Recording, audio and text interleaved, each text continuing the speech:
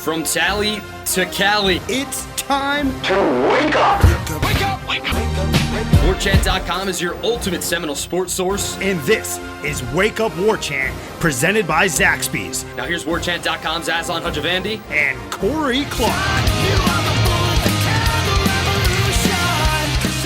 Wake up! What's up, everybody? It's Wake Up Warchant, proudly presented by Zaxby's indescribably good Warchant.com, your ultimate Seminole sports source. It is game week. Use that promo code Warchant30 for 30 free days of access. I think by my estimation, 30 days. What's that, like, 4 weeks worth? So 4 dubs. You can catch aboard the Warchant train, the Norvell train, new era. We're going to win a whole bunch of ball games this year. It all starts Saturday. But before that, we need to talk shop. And by we, myself, whatever. Corey Clark, though, in the house. What's up, Corey? Happy Labor Day. I hope this is our least listened to episode that we've ever done, because I hope everybody's got the day off and they're relaxing. Well, let's not hope for that, but let's hope. Well, no, let me take that back. Let's hope that they are relaxing, that they do have the day off, but they still found time to listen to our sultry voices for, what are we looking at, a 22, 28-minute show? Yeah. Probably not going to give you we're not going to give you the full Wake Up Warchant experience today, because it is a holiday, and we want you to enjoy it with your family. We know we're entertaining. We know we're people that you want to listen to for hours and hours, but we want to get you to your family. Back into your family quickly. So we're going to wrap it up sooner than we usually do. Absolutely selfless. What a selfless maneuver by Corey and myself. How'd your son do in his Labor Day tournament? He did okay. Not Brady's best tournament. Not terrible. Just, he's got a high standard. We all know that. But the team itself did really well. And one of their kids pitched a 4-inning perfect game. Let's go. With 10 strikeouts. Nice. He's a big kid. He is, I would guess he's my height and probably 200 pounds, and he's 12 years old, maybe 180. Okay. But the sweetest kid in the world, Andrew Lee. And shout out Andrew Lee. Andrew Lee, you're going to be hearing that name, folks. I'm gonna tell Meat about him as soon as we get done with this show. I've never told Meat about him. I got to get him on the Andrew Lee train here early.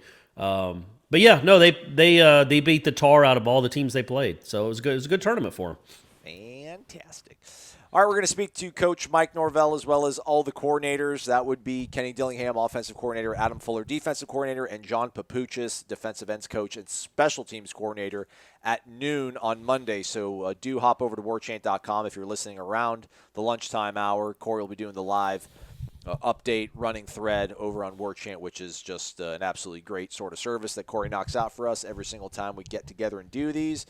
But we don't have anything really new to add in terms of the last time we all hung out. I don't know. Was there anything really of note that Norvell talked about on Friday? I don't feel like anything was all that important. And not to say that he's unimportant, but there's nothing earth-shattering. So you didn't miss anything, anybody. That's what I'm trying to say. You didn't miss out on anything. So we're going to look ahead, Corey. Okay. To the season. And I wanted to kind of lay out some over-under numbers for the season. By the way, did you know that Mike Norvell has never lost a season opener? I did not know that. 4-0 as a head coach.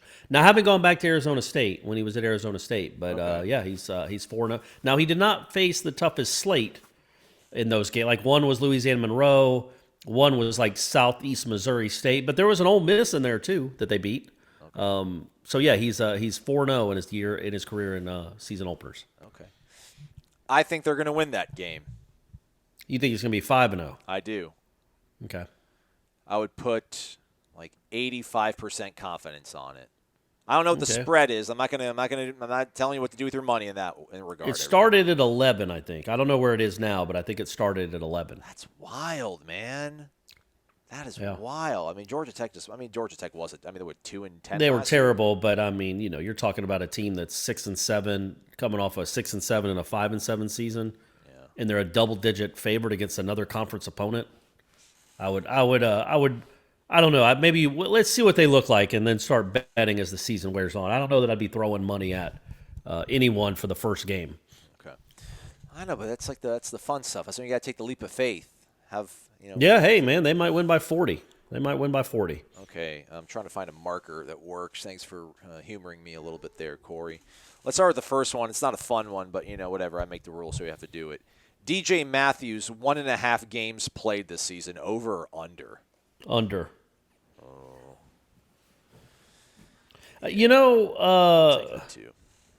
Yeah, I mean, He it did is talk weird about that on Friday, right? We asked him about that on Friday, and the answer wasn't very. What did he say? He said that he Haven't said talked he's to him. haven't talked to him in a little while. That he is not on the team currently. He said and they're that? Yeah. I He didn't was know he asked, said was he on the? Is he on the team? Is he working out with the team? Whatever he was asked, and he's like, he is not with the team currently. And then said that he has not talked to him in a little while, and that they were working through the process. I don't know what any of that means. He did not say that he is off the team, though. And don't you think that he was off the team? I thought you just said he said that he wasn't on the team. Well, no, he's not on the team like at the time being. He was asked, I think the way the question was phrased was, is DJ Matthews currently a part of, is he currently a part of the team? Will he be a part of the team moving forward? And the answer was he is not currently a part of the team right now. But it was intimated that it was right now. It was like, I haven't talked to DJ in a little while. He's still working through that process. He did not say, and he had an avenue to say it. DJ Matthews is no longer a part of our football team and will not be a part of our football team. It seemed like he kind of left the door open a little bit for whatever reason. It wasn't just an emphatic, no, he's not a part of our team anymore. Okay. We've moved on. And you'd think like if that was the case, Norvell would tell you, but who knows? Who knows anymore? But I still, we're in September now, man, and he's not practicing with the team. Yeah, so there is a chance that DJ will not play a football game for Florida State this season. Okay. James Blackman interceptions 10.5. He threw 11 in 12 games played last season. Under. Woo! I think if he starts turning it over, and again, if you take away the Arizona State, James Blackman's interceptions don't bother me as much as James Blackman's incompletions. Okay. Like, you know what I mean? Like the incompletions are the ones that are galling. He's never been a huge interception guy. He had a terrible game against Arizona State, obviously, and that's the last thing on our mind. But I don't consider him a turnover machine. Not with interceptions anyway. He fumbles too much. But I also think that if he starts turning it over at an alarming rate, well, he won't be quarterbacking them for long enough to get to 11 interceptions, in my opinion. What about you? I'm going to take the under as well. Okay. Because, you wipe out that one game from the slate, and I don't know how much more. I don't want to say they're going to play slower, but I just don't think they'll be as frenetic as they were under Kendall. I just think there'll be a little bit more controlled possessions. It won't be these sort of like, around a 3 and out, okay, punt it, they just scored. All right, we got to run back out there and start throwing the ball over the lot again, and then, you get forced into bad decisions. So I don't see that happening. Tamorian Terry receiving yards, 1,213. That's also 1213. It's also my mother's birth date. Oh, nice. And 1215, I think, was when the Magna Carta was created. You're right about that. 1205? No, 1215. You're right. I thought it was 1215, but I could be wrong. It's somewhere in the 1200s. I'm going to say under that. That's a big number for 11 games. That's a really big number. So I'm going to say under. I'm going to pound the over, man. Okay. This quarterback's going to be better. This quarterback's going to be better. He's going to. I don't know that we think that, do we? Well, I think the quarterback's going to be better. We don't think James It's Blackman's the going to be better same than he was quarterback. last year? Well, yeah, sure, but I also think that He maximized what he can kind of do with Terry last year, like we saw that. I think they're going to try to maybe not every big play goes to the same person all the time. I think Helton will be a big deal. We'll see about Warren Thompson, Jordan Young, people like that. I think those guys will be in the mix. Hopefully, you can't just be a one-threat wonder at wide receiver. But more than anything, that's like 100 and what is that per game? 130 yards per game. That would be one of the leaders in the nation. Let me just dream a dream, bro. All right. A dream. Mako Dotson, interceptions, 3.5. Under. Corey, come on, man. Just taking under on everything. You're boring. You don't I like was these way numbers? off. It was 100. It was 100. It'd be 111 yards or 110 yards. Terry getting 111 yards that's a lot. But with Dotson with the interceptions, I just don't know. Is he going to be on the field as much as he was last year? I think there's a little more competition than there was at Florida Atlantic. for those snaps, for those reps. And I mean, that would be a lot. That would be, you're talking about 4 interceptions, which would have led the team each of the last 2 or 3 seasons. And I don't know that he's going to be playing every snap because of Asante Samuel and Akeem Dent and Jaron Jones and everybody else. Jarian Jones, right? Jarian, yeah. Yeah. So yeah, that's a lot. I mean, I'm not saying he's not going to have a good season, but you know what? You've talked me into it. We're going to hit the over. All right, I took the over. We'll hit the over. Yeah, if we get 4, I mean, I think they're gonna pick this Georgia Tech guy off left and right. I think Jacksonville State guy's ripe for 3 picks, maybe. Mm-hmm. Okay. All right. I think Sam Howell's going to come into Doak and try too hard and force it. Yeah. And it's going to lead to some problems for him. So that's what I'm gonna pick. All right, let's see here. Let's go. Let's just do like a yes or no. I'm gonna do yes or no. Will there be a player on the defense with 100 or more tackles? I say no. No. Again, it's also with the 11 games, you're losing a game. Yeah, at least one game. You don't know, we don't know what this season's going to look like. So the easy answer is to go low on all this. Okay. But I would still think no. Nobody on the team other than Nasruddin has shown a propensity to have that many tackles, and we don't know his status. So no. If there was going to be someone, though, it's got to be the eraser, right? Yeah. All right, and then we get to this one. Over under 7.5 wins. I'm going to take the under. I think 7's fine. I think you could win 7 games on this schedule and probably feel pretty good about yourselves, too. Yeah, that's a good number. Hey, that's a solid number, Aslan. You should be proud of that number. Finally. You finally came up with something worth debating and talking about. Man, I'm right there at 7 or 8. Like those are right. So that's the perfect number. But I'm gonna be a optimist. There you go. And I'm gonna take the over. If they lose to Georgia Tech, I'm gonna hammer the under. Oh wow. Yeah. What is if they lost to Georgia Tech, what would you then move the under to? I would say 5? Yeah. Because I'd be like, all right, well, they're going to lose to North Carolina. They would lose to Louisville. They'll lose the Pitt. Like, they'll only beat NC State and maybe Duke. Yeah. I mean, they will improve. Teams are allowed to improve. Yeah. But that would be a very, very bad sign, an ominous sign. Like Georgia Tech, because they came out with the All-ACC stuff. Yeah. That was Friday too, right? Correct, yeah. And Georgia Tech was picked to finish last. Yeah. So, again, that doesn't mean everything. Florida State basketball is always picked to finish 8th in that league.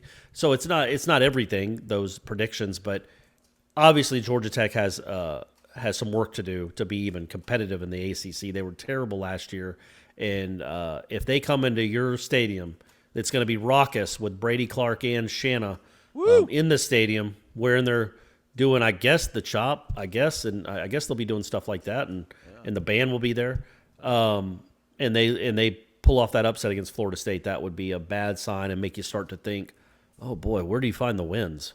Where are the wins coming from?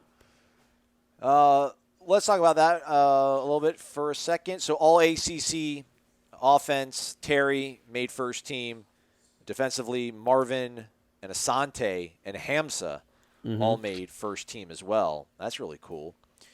None of them got votes for player of the year, although Carlos Basham Jr., the defensive end from Wake Forest, got one, so that's cool, I guess.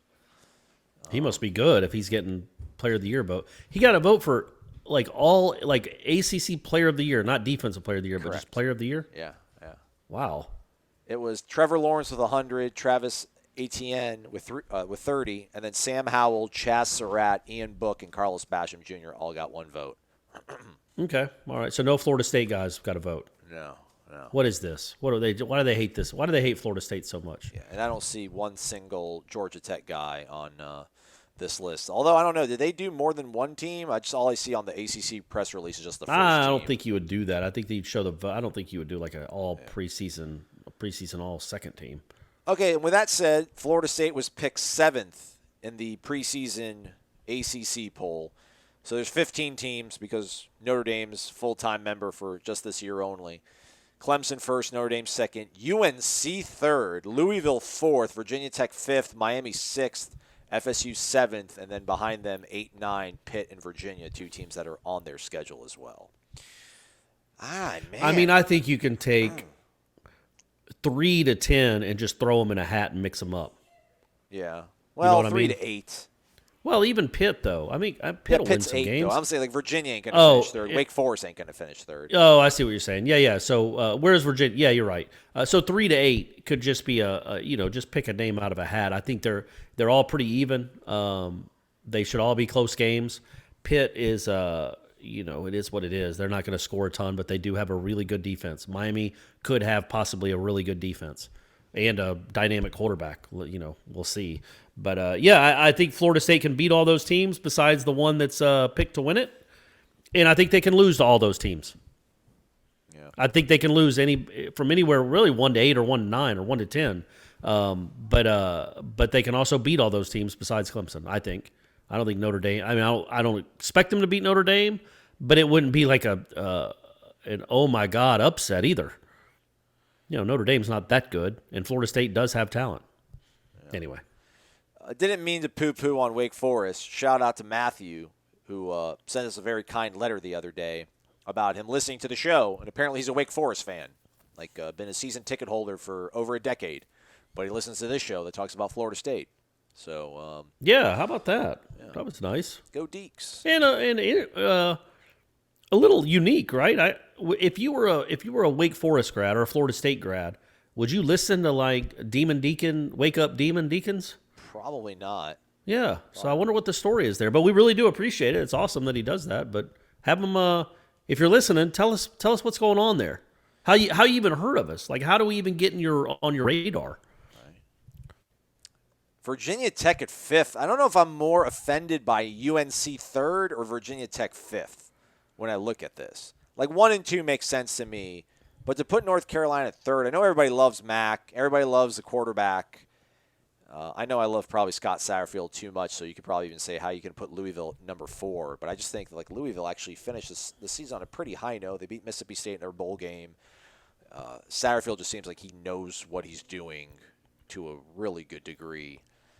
Yeah, it basically just shows you that with Notre Dame in the mix, there's 2 what we think are pretty darn good to really good teams.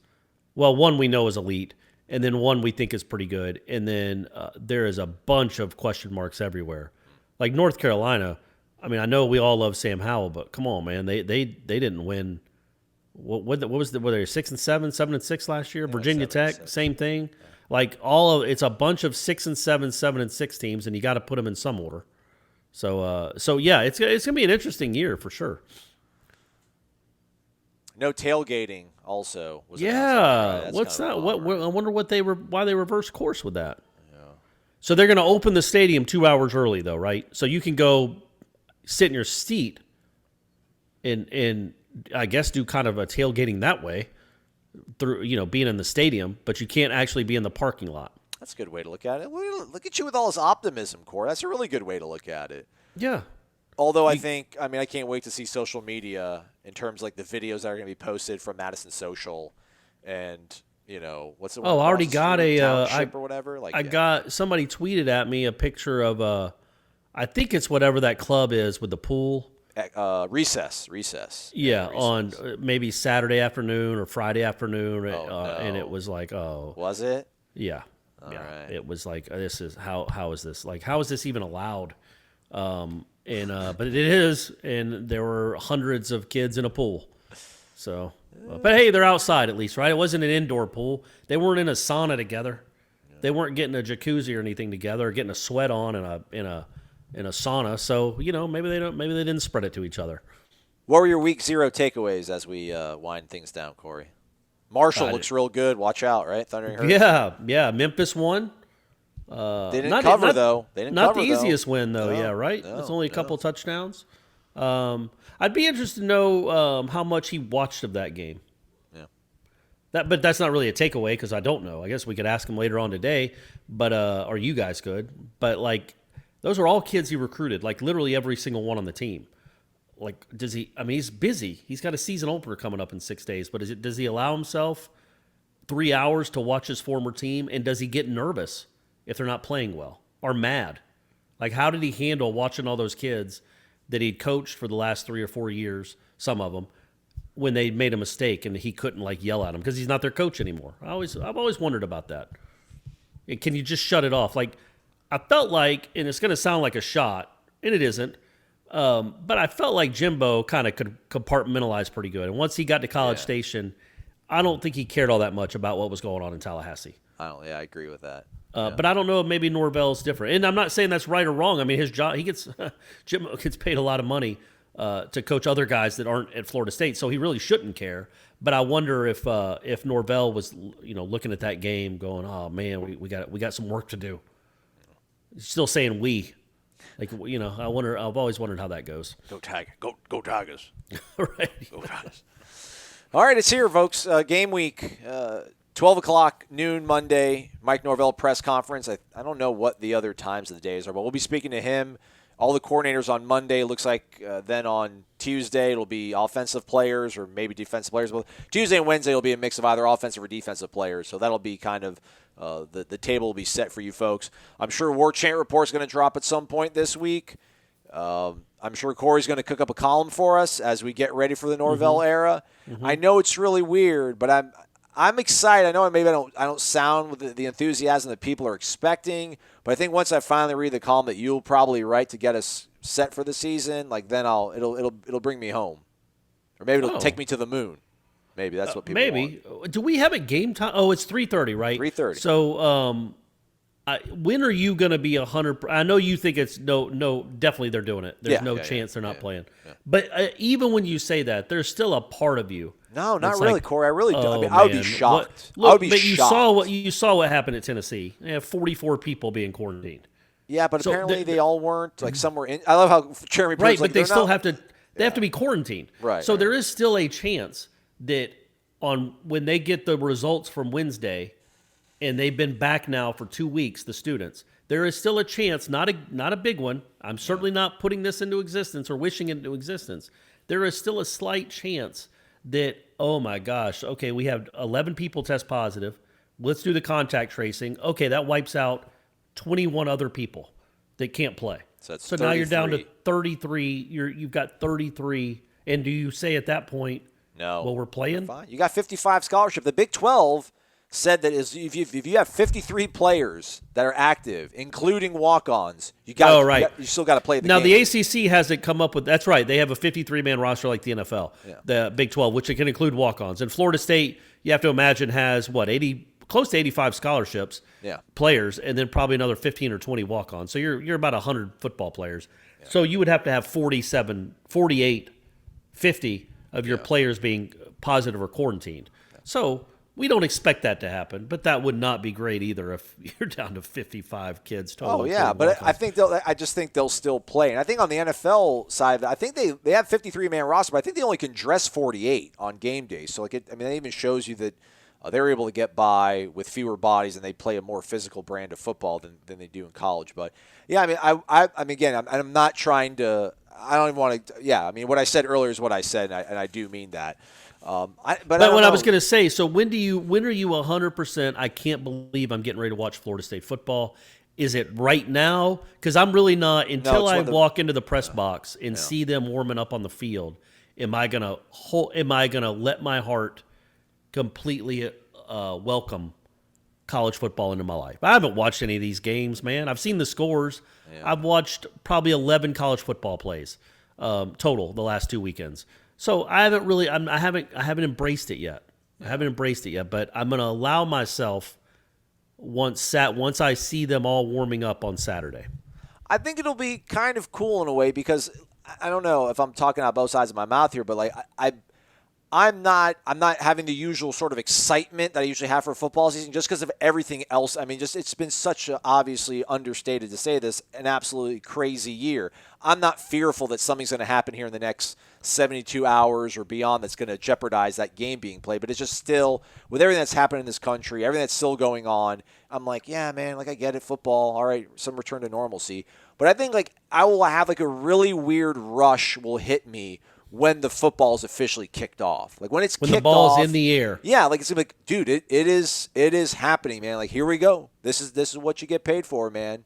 You see Keyshawn Helton break through at the 30 35-40. 35, 40, 40, 50, 35, 30, 5, 4, 3, 2, 1, touchdown! And then William Floyd just losing his mind. Yeah. You're really going to be able to hear that now, too, above the crowd, because there's not going to be a big crowd. So you'll really be able to hear William Floyd just give his, all those emphatic yells. It'll be good. All right. We'll be back tomorrow, and then we'll do a live show on Tuesday, which will be the Wednesday podcast, and we'll bring the over-unders back, and we'll give away some cool Zaxby's prizes. Football season, again, it is here. We're excited. I know I just said I might not sound as excited as you want me to be, but I assure you, folks, I'm excited. I will bring it because I do the show with Corey Clark, and the standard is a standard, and anything less would be uncivilized. So join us again tomorrow. Thanks for listening. This has been Wake Up Warchant presented by Zaxby's. Indescribably good. Warchant.com is the ultimate inside source for FSU football and recruiting. And now you can get in on the action for free for an entire month. Warchant.com is offering a risk-free 30-day trial subscription. Get full access to the #1 website covering the Seminoles just by entering the promo code WARCHANT30. That's WARCHANT30. Sign up and get in on the world's most active FSU message boards. Receive breaking news, stories from our award-winning staff, plus get exclusive interviews and videos. Just enter the promo code WARCHANT30. Warchant.com, your ultimate Seminole sports source.